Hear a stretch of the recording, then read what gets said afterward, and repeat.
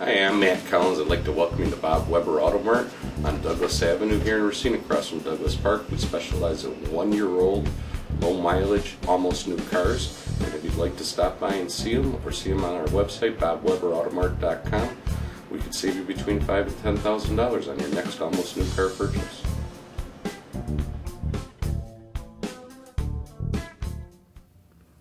Welcome into another edition of Sports Junkies. I'm Steve Sparky Fifer from the Wendy's Big Show weekday afternoons from 2 to 6 on Sports Radio 1250 WSSP. He, of course, Gery Woelfel of the Racine Journal-Times and our basketball insider in SSP.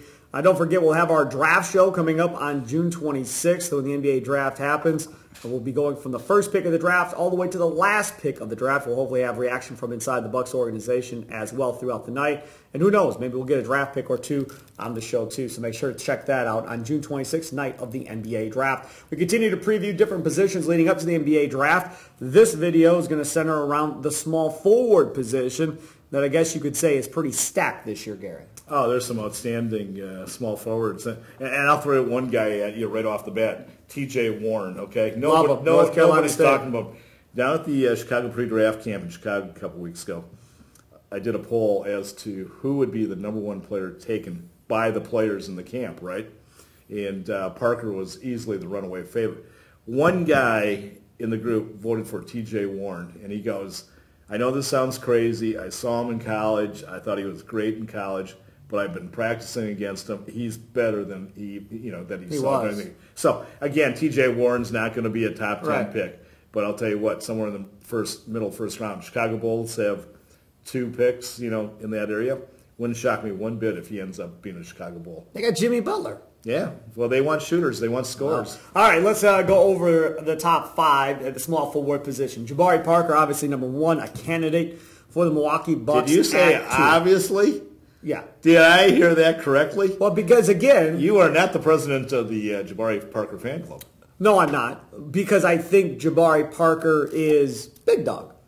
That's who I think Jabari Parker is. And that's fine. I'm fine taking big dog at 2. We took big dog at 1. So, you're going to come out and give me 21, 22 a night, Jabari, and you're going to give me 5, 6 rebounds a night?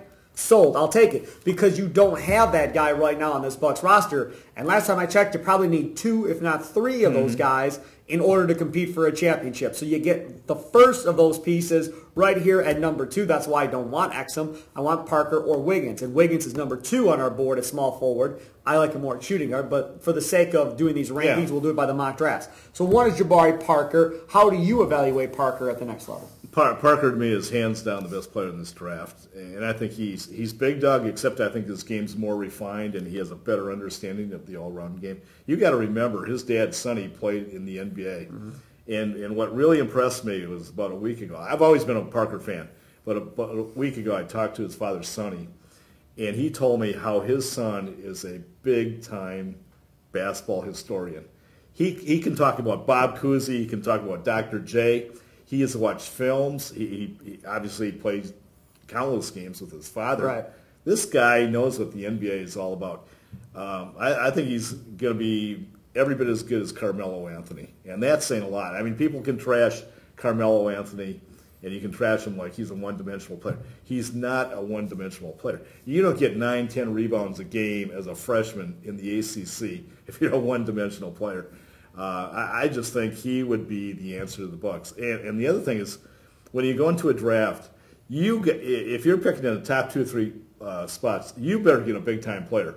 Because theoretically, if you're not going to be in that position again, you're drafting 8, 9, 10, or whatever, you're not going to find scores like that. And then you're going to be screwed all the way down the road. And the other thing about it is, like you said, you need scores on this team. No question. You don't know what Giannis is going to be. Right, if I knew that Giannis was going to average 20 a game by the time he got developed, then I'd say, all right, fine. Then maybe we don't need it as much. And that's not even enough. Yeah, I agree. But you need 2 or 3 of those guys. Right. Parker gives you 1 of those guys. And in my opinion, the guy next on the board, Andrew Wiggins, also gives you 1 of those guys. And Wiggins is a better defender than Jabari Parker. Long arms, can stay in front of guys and lock guys down. But the knock on Andrew Wiggins, the only knock on Andrew Wiggins that I've been able to come across this entire time has been what? Well, we don't know if he really wants it. We don't know if he's really going to play hard all the time. What's his drive all about?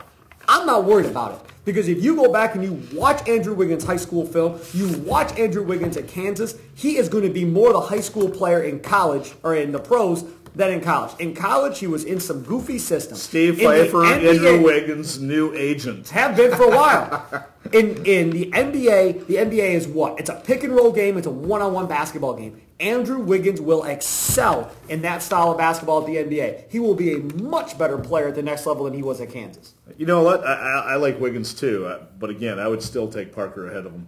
And there's a bunch. I'm fine taking either one. Yeah, I'm either one is fine. If I had the choice, though, to me it's clear cut. Okay, and I can understand why people like Wiggins, and especially the Bucks. The Bucks have a tendency to draft players on potential athleticism.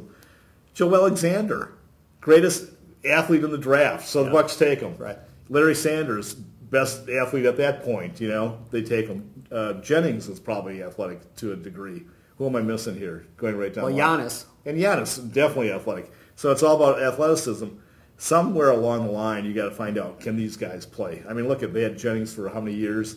He didn't pan out. Is Henson going to pan out with the Bucks? Who knows? Sanders definitely isn't panning out. So you have Sanders had a year. I mean, Sanders had a year. Out of 4 or 5. And Sanders has shown, okay, fine, but Sanders showed for that year that he had potential to play at a high level in this league defensively, without question. Defensively, correct. But again, that's a game changer if you can play at that level consistently. Now, last year, you didn't see that. You saw it for a stretch of maybe 10 games, and that was it last year. Yeah. I mean, last year was just a disaster for Sanders. On the court, off the court, it was a mess. You know what, though? There's a lot of holes in Wiggins' game, and the more I break down his numbers, his three-point percentage is very, very suspect. Last 13 games that he played in, what do you think he shot from three-point range? The last how many? Last 13, which is a pretty good sample. We're not talking 3 or 4 games. We're talking about 13. Almost half of the season. So that includes the NCAA tournament or just the regular season? Mm-hmm.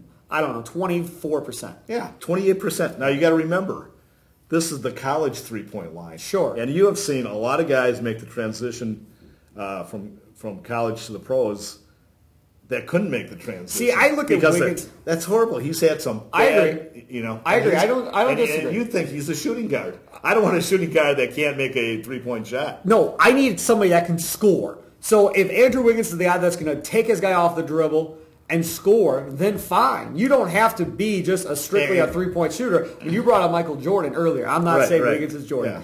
But from that aspect, Jordan was all about driving the rim, throwing it down. That was his deal. He got to the NBA, and like you said, they backed off, learned how to shoot. It may very well be the same thing for Andrew Wiggins, and I think he'll figure it out. He's just way too talented, that's all. All right, number 3. No. One other thing about Wiggins, he's just really, really erratic, too.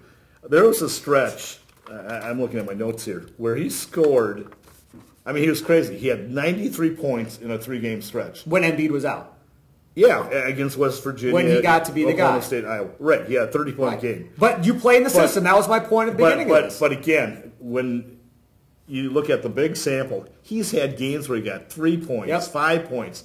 And this is college, folks. You can't do that. The thing I love about Parker, I think they played 30 games at Duke, whatever it is. You know how many times he was in single digits scoring? How many? Take a guess. 1. 1.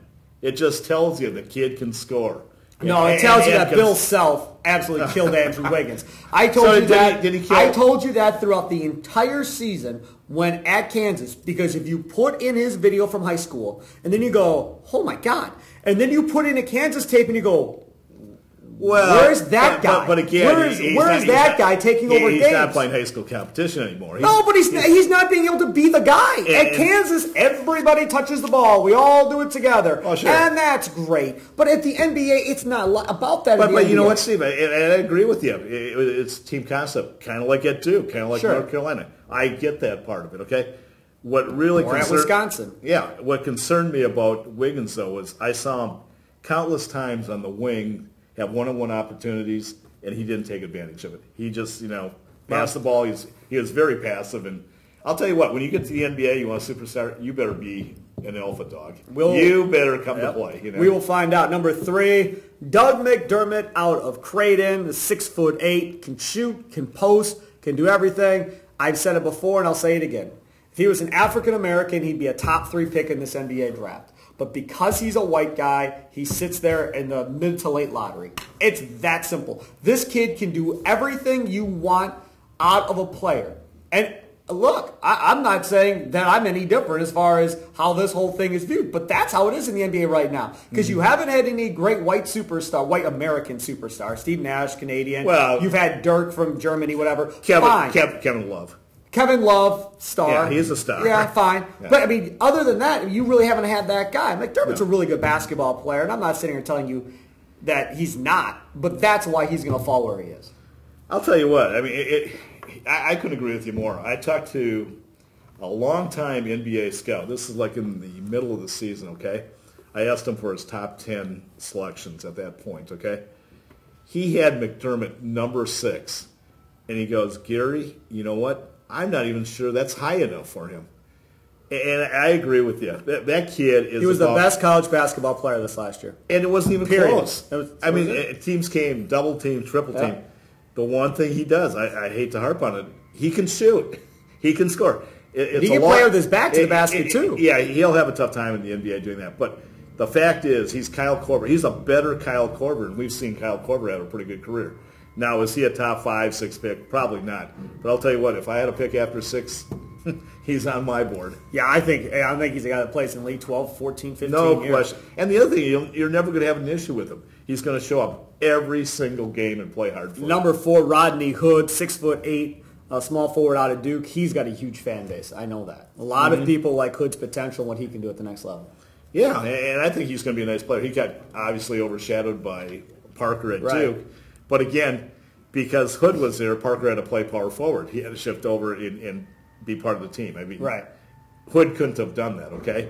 So Parker got kind of screwed that he had to play out of position. And he'll get screwed in the NBA, too, if some team decides to play him at power forward. Yeah, but again, he'll be a combo forward. I don't think there's going to be any problem. But with Hood, and this is the one thing about it, I mean, he's a typical Duke guy. He's not lacking in confidence. He told me at the pre-draft camp, he goes, I can come in and stretch the floor right away.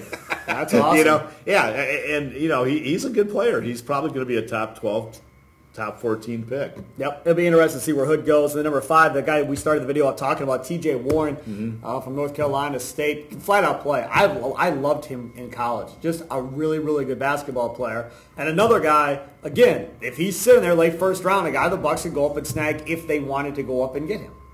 Right? He would be interesting. Yeah, I mean, it's going to be really interesting to see what the Bucks do with the first pick. Because if they take Parker, they're not taking another forward because they're going to have the Greek Freak and him as their forwards. And they still have Henson. They still have Delfino coming back. They still have Elias Silva.